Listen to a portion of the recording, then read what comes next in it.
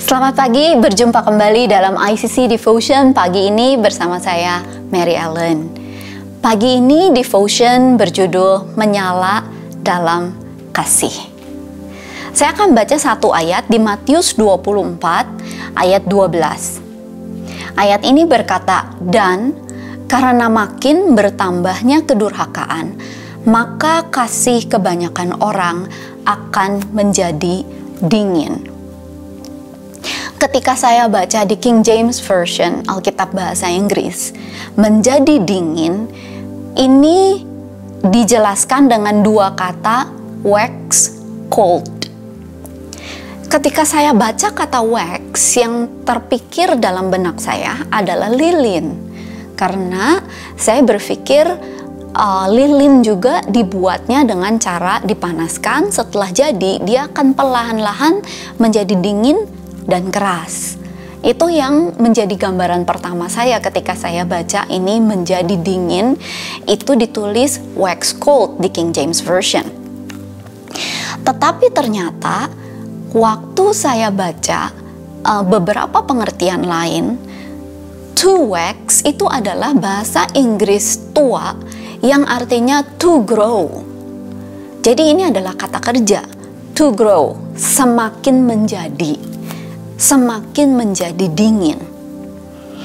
Di dalam bahasa Yunani-nya, wax cold atau menjadi dingin ini berasal dari kata sugestetai yang akar katanya adalah suko, yang berarti bernapas sejuk dengan meniup menjadi dingin. Dan ada seorang sarjana teologi yang menerjemahkannya seperti ini, menggambarkan situasinya seperti ini. Seperti energi rohani yang rusak atau dirusak atau didinginkan oleh angin jahat atau beracun. Jadi terjadinya secara perlahan-lahan. Kasih ini menjadi dingin tidak dalam semalam, tetapi terjadi secara perlahan-lahan. Dan ini bisa disebabkan oleh berbagai hal yang disebut oleh seorang sarjana tadi beracun. Bisa berarti kabar-kabar yang kita dengar, mungkin racunnya itu, atau berita yang kita baca. Kadang kita menjadi dingin, tidak ada kasih, bahkan terhadap orang yang tidak kita kenal. Mengapa bisa begitu? Karena ada berita-berita yang sampai ke pikiran kita melalui pendengaran kita, melalui apa yang kita baca. Misalnya mengenai seorang yang jahat sekali. Kita belum pernah bertemu orang itu, kenal juga enggak. Tapi dengan berita-berita ini, akhirnya kita menjadi tidak empati, kita kesal baca berita orang ini yang misalnya merugikan banyak orang, atau bahkan kita menjadi benci ketika namanya disebut saja. Kita langsung, wah saya nggak suka orang itu, padahal kenal pun tidak. Saya kadang berpikir, sebetulnya kalau dilihat dari perspektif Bapa di surga itu seperti apa ya? Karena kita semua ini anak-anaknya. Memang sesama kita melihat, oh ini kita bisa kategori ini orang baik, ini orang jahat, ini orang jahat sekali, yang ini tukang merugikan orang lain dan sebagainya. Gitu. Ini semua bisa menyebabkan kasih menjadi dingin, dan ini terjadi secara perlahan-lahan. Mungkin gambarannya kalau kita masih membayangkan sebuah lilin itu tadi, ketika sudah mengeras, itu sudah tidak bisa diubah bentuknya lagi karena sudah tidak fluid, sudah keras, sudah dingin, sudah susah berubah. Saya akan baca di 2 Timotius 3 ayat 1-4. Di sini dikatakan bahwa pada hari-hari terakhir akan datang masa yang sukar. Manusia akan mencintai dirinya sendiri dan menjadi hamba uang. Mereka akan membual dan menyombongkan diri, mereka akan menjadi pemfitnah, mereka akan berontak terhadap orang tua dan tidak tahu berterima kasih, tidak mempedulikan agama, tidak tahu mengasihi, tidak mau berdamai, suka menjelekkan orang, tidak dapat mengekang diri, garang, tidak suka yang baik, suka mengkhianat, tidak berpikir panjang, berlagak tahu, lebih menuruti hawa nafsu daripada menuruti Allah. Di sini sudah dituliskan gambaran dari kebiasaan-kebiasaan kemana manusia bisa jatuh di akhir zaman ini.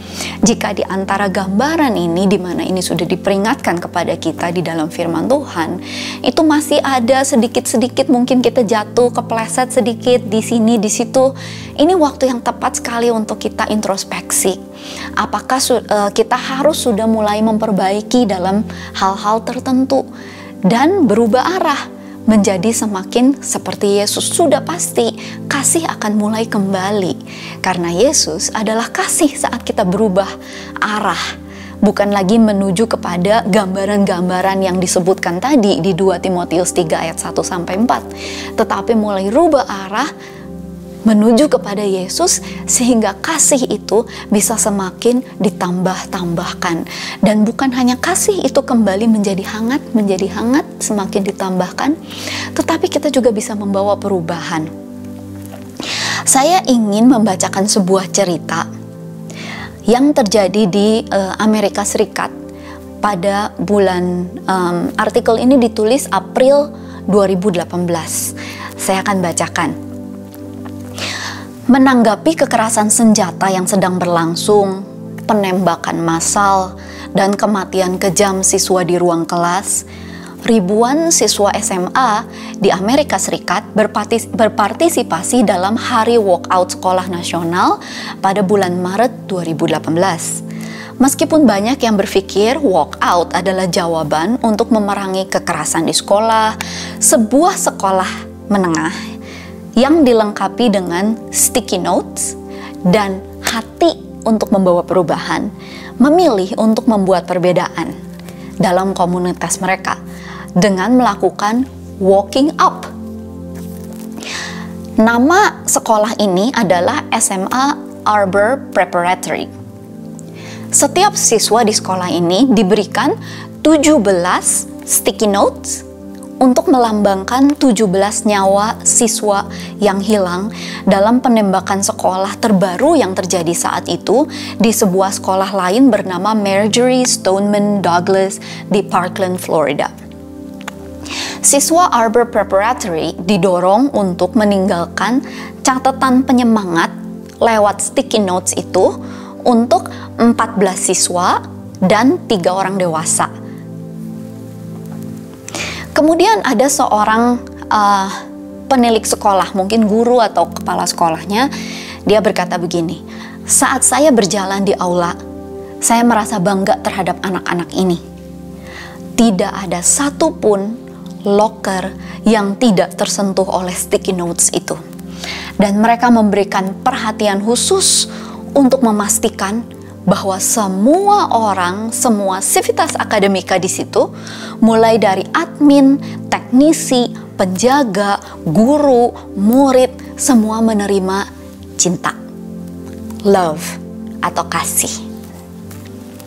Ketika kita mengasihi sesama kita, kita akan mengisi hati kita dan tidak membiarkan kebencian atau kesepian yang sekarang sering terjadi, loneliness, itu menjadi semakin memburuk.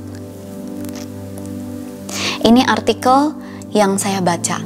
Membaca artikel ini, hati menjadi hangat melihat bahwa bahkan anak-anak seusia SMA juga mereka bisa memberikan kehangatan melalui perkataan-perkataan mereka yang dituliskan di sticky notes untuk mengenang apa yang terjadi.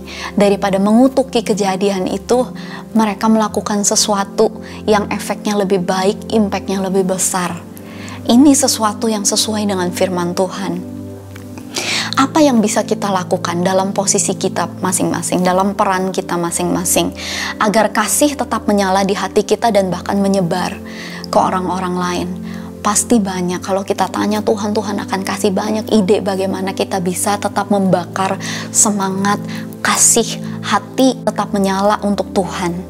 Mari kita sama-sama berdoa agar di dalam peran yang dipercayakan bagi kita di dunia ini sampai saat ini, kita bisa menerangi dengan kehangatan kasih. Mari kita berdoa. Filipi 1 ayat 9 sampai 11. Dan inilah doaku, semoga kasih-Mu makin melimpah dalam pengetahuan yang benar dan dalam segala macam pengertian, sehingga kamu dapat memilih apa yang baik, supaya kamu suci dan tak bercacat menjelang hari Kristus, penuh dengan buah kebenaran yang dikerjakan oleh Yesus Kristus untuk memuliakan dan memuji Allah. Amin. Sekian devotion hari ini, sampai jumpa di devotion berikutnya. Tuhan Yesus memberkati.